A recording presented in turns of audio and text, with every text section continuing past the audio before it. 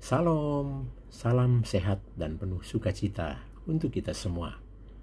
Semoga kita semua tetap sehat dan selalu memiliki hati yang penuh sukacita, riang gembira. Pada saat ini saya ingin membagi refleksi tentang bagaimana membangun sikap rendah hati, murah hati, dan sukacita untuk melawan kecenderungan yang sering terjadi dalam diri kita.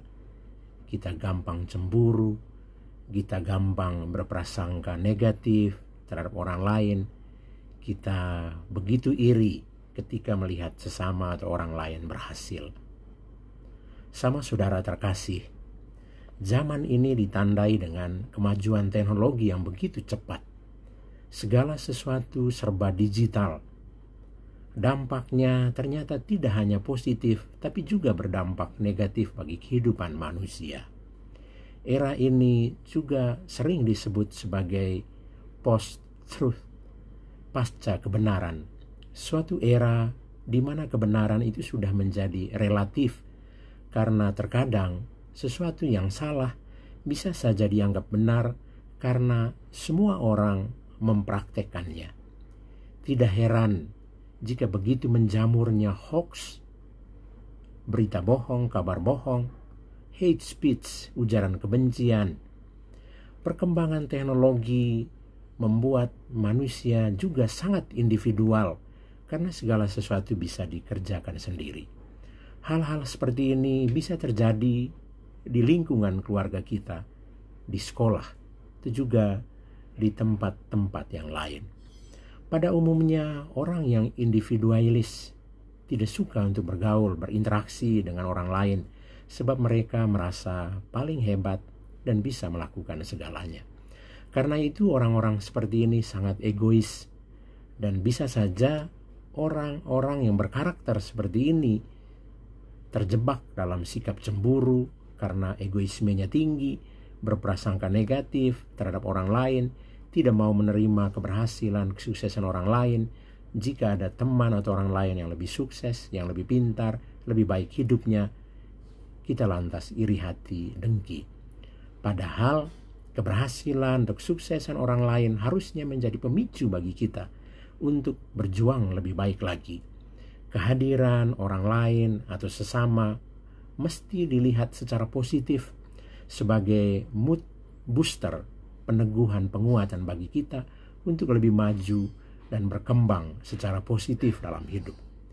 Karena itu, pada saat ini saya menawarkan sikap yang perlu dibangun, suatu sikap yang konstruktif yang bisa membangun hidup kita dalam kebersamaan dengan orang lain, dalam interaksi kita dengan sesama, di tengah keluarga, di sekolah, atau di dalam kehidupan bermasyarakat, yaitu sikap rendah hati, murah hati, dan bersukacita.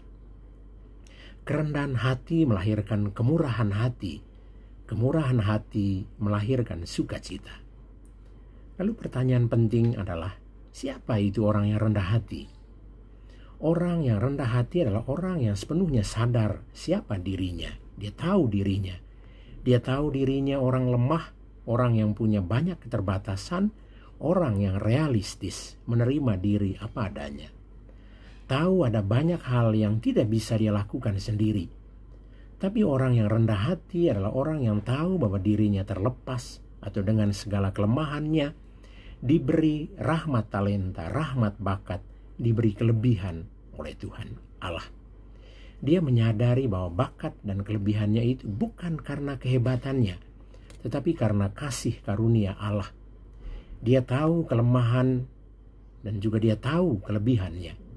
Dan lebih dari itu, dia tahu bahwa semua anugerah atau semua yang baik dalam dirinya berasal dari Allah. Lalu, apa maknanya kerendahan hati melahirkan kemurahan hati? Apa artinya murah hati? Orang bisa menjadi murah hati karena dia merasa dirinya sudah cukup. Orang yang rendah hati menyadari bahwa dirinya diberi macam-macam anugerah, talenta, berkat oleh Allah. Maka dia bisa mengatakan, sudah cukup.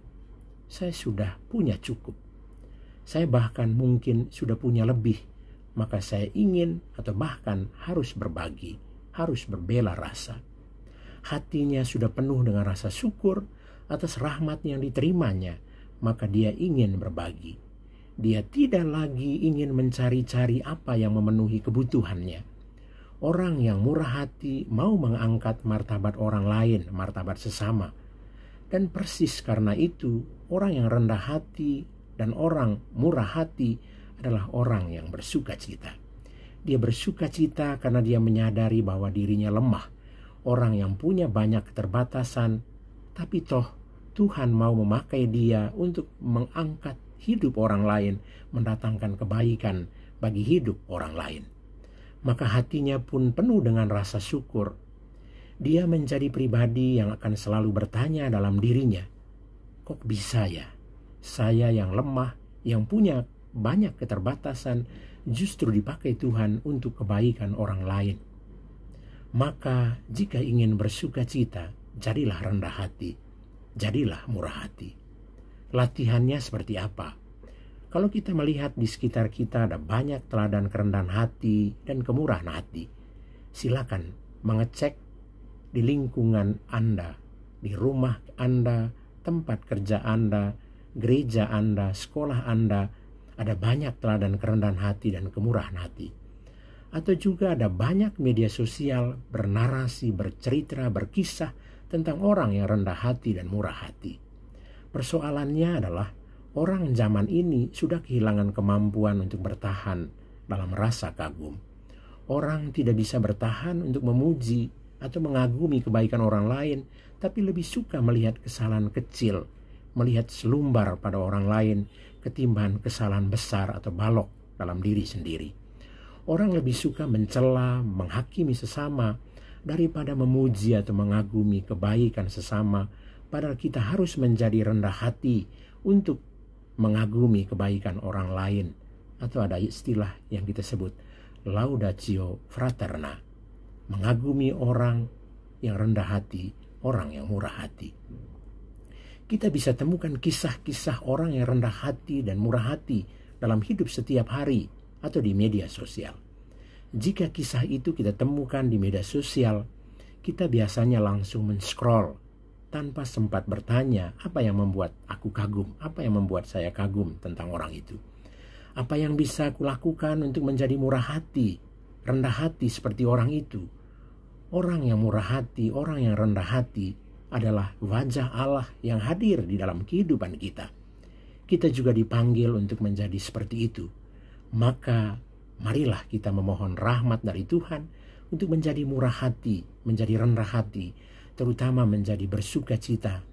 Karenanya dan persis karena itu, mari kita bertanya, apa yang bisa saya lakukan untuk menjadi rendah hati dan murah hati di tengah keluarga, di lingkungan sekolah, atau ketika saya berinteraksi dengan orang lain, dengan sesama.